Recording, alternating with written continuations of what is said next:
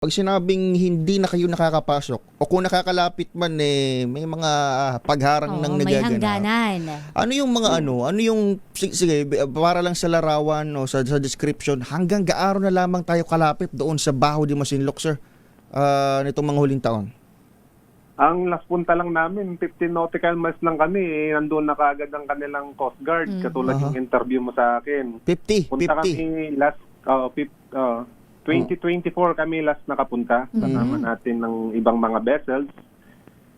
Sa kasamaang palad, hanggang doon lang tayo, pinabalik na tayo na ating Philippine Coast Guard para makaiwas. Pero yung ibang kaibigan natin, lumarga at gamit din ng kanilang sariling mga malaking bangka. Yung iba nakapunta pero merong tinatawag na pagpigil po talaga. Yun lamang po ang totoong nangyari doon.